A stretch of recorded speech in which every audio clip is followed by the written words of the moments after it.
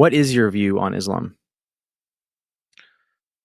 As someone who grew up in a Muslim family, I was conditioned to be a Muslim. Later on, I went to a Sharia school. I studied Islam. I memorized huge portions of the Quran. I read the Quran on a regular basis. I studied classic Arabic to understand the language of the Quran. I spent most of my childhood and up to my mid 20s in that environment. Islam is not a religion of peace. Bottom line. So let me And ask. this is not according to one sect. This is according to the Quran itself. And all the Islamic sects, denominations, follow a major book, and that's Quran. And Quran in itself is not peaceful. The God of the Quran, Allah, is not peaceful. He's a very violent God. He's not tolerant. He hates the Jewish people. He hates the non-Muslims. And he gives the authority to the Muslims to punish the non-Muslims if they don't obey Allah, to function as the sword of Allah on earth. And this by itself is blasphemic, is wrong, is against the way of life, is against the way of evolution, it's against religion, it's against morality, it's against diversity. And those who claim that Islam is a religion of peace, they are liars. They are all paid actors. They are all compromised by the sheikh oil money. And they don't want to piss off Islamic political regimes and Islamic money and Muslim investors. And most importantly, they want to avoid the Muslim rage. So they just keep dragging humanity into the trap that Islam is a religion of peace, while it's not. So as someone who know the Quran very well, so the people cannot be mistaken, say, okay, this is your Islam, or this is your sect, or this is your denomination, I tell them, rest, take a seat and listen. The Quran itself has a problem. Allah himself has a problem. And if we want to deal with Islamic violence, then we need to deal with the root cause of this problem, and it resides in the Quran itself. What about the millions of Muslims across the world who do not engage in jihad and who are peaceful? Then they are not Muslims. Then they're just nominal Muslims. They have been given the identity of a Muslim because they were born in that environment, and they don't have any other identity. They are just weak individuals, and they don't practice Islam. According to Allah, they are going to hell. But for some reason, they just keep clinging and hanging on this identity. Muslims. It's pathetic. It's disgusting. And they don't earn my respect to identify with something they don't understand, or to identify with a Nazi ideology and pretend to be peaceful. So Islam is not ethnicity. It's not even a religion. It's a totalitarian system. And this system does not see anyone outside of it, does not recognize anyone out of it. It's a mental illness, in other words. And the Muslims, whether they know what Islam is or they don't know what Islam is, as long as they identify with this sick ideology, I consider them psychopaths. I consider them sick people, and they must seek help. Yeah, there are you I think you called them nominal Muslims. I mean, you made a term for the millions of Muslims who are peaceful, and I just want to point out, they're not actors, right? Like there are millions of Muslims in this world who are peaceful. You can call them nominal if you want, but I just think it's worth noting, right? Isn't that an important fact? I think. Do you agree? No, I disagree. Oh. I disagree because in Islam, and you know that I rejected Islam totally many years ago. The Islamic law, okay, the Islamic law says, and this is according to Muhammad in a Sahih hadith, if someone change his religion, Islam in this case, give him 3 days. If he does not return to Islam, kill him. So this is according to Muhammad now, the founder of Islam, and according to the most trusted Islamic sources.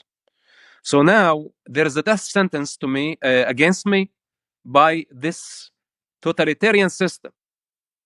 Now, when someone identify with Islam and come and say I'm a Muslim, now how am I to actually feel about him?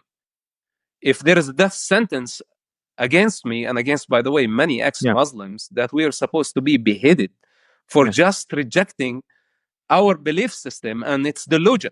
Right. So now for you, you can sit, you and the rest of the world, you can sit and reject my concern because you are not in the fire.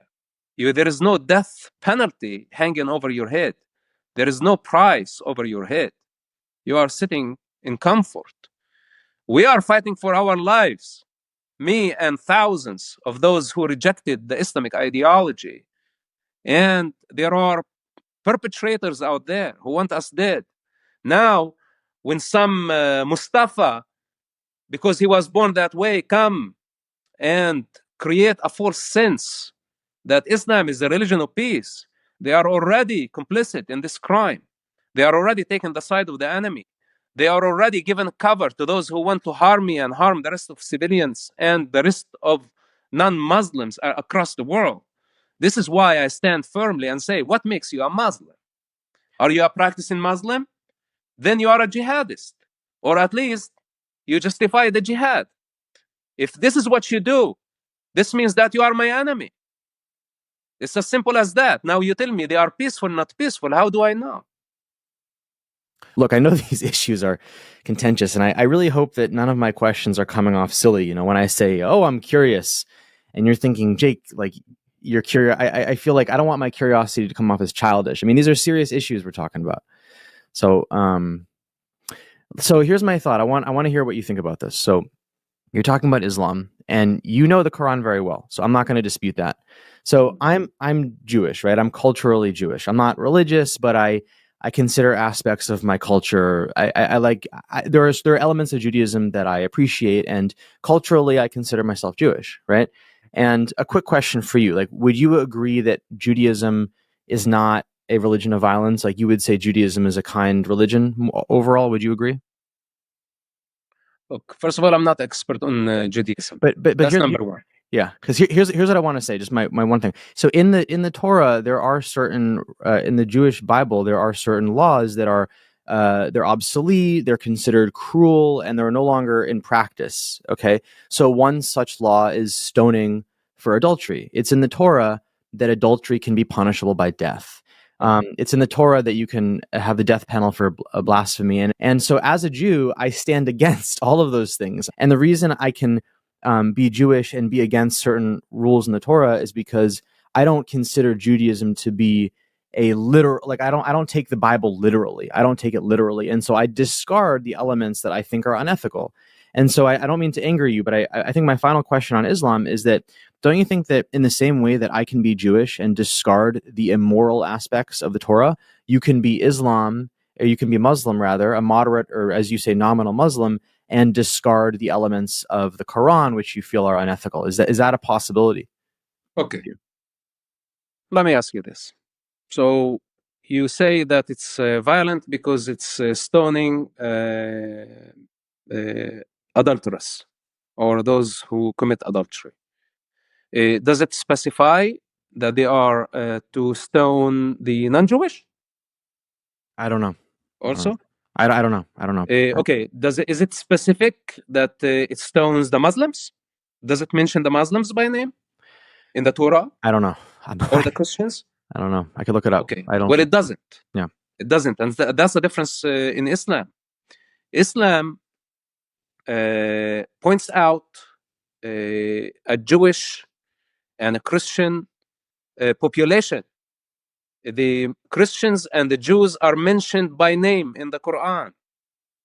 And the Muslims are given the authority to function as the sword of Allah. So the violent verses that you say, they're coming from the Stone Age, and Judaism has reformed thousands of years ago. And look at Israel today. It's a secular society, even though there are people who believe in the Stone Age ideologies. The majority of the Jewish people disagree with barbarism and savagery. Now, the Holy Scripture, the Bible, is not the highest authority of the state of Israel or of the Jewish people. It's the Jewish intelligence that understand the essence and understand the distance, the space and time. And it's proving that the Jewish people don't practice savagery. Like, bring me one evidence that a Jewish crowd or mob that stoned a woman for committing adultery in public, and that was praised by the Jewish people. It's impossible. You cannot find any evidence of that. But you will find it in Pakistan, you will find it in Saudi Arabia, you will find it in many other Islamic societies. Then the Muslims, when you talk about adultery, this is a punishment system that is targeting one society. It's written for the Jewish people. If a Jewish person, let's say, sin in a certain way, there is a punishment. It's for the community, the Jewish community. It's not a law that applies for the non-Jews. So the Muslims think that they have the right to punish the non-Muslims, to go invade and force people to worship Allah. And if they disobey, they have the right to kill them. This is what they did for 1400 years already. And they are demonstrating that through jihad, which is a unique concept only to Islam. You know, there is no such thing as jihad in Judaism. There is self-defense. This is understandable. The use of force is understandable. But to go and try to conquer the globe and create a global Jewish state, this does not exist in Judaism. So I am not concerned of a scripture that was written from the beginning of time. I am concerned of a scripture that is still active and people act on it by killing and kidnapping and justifying all type of barbarism. And that's only existing in Islam. And this is why we have in all this Islamic global chaos. So both cannot be compared.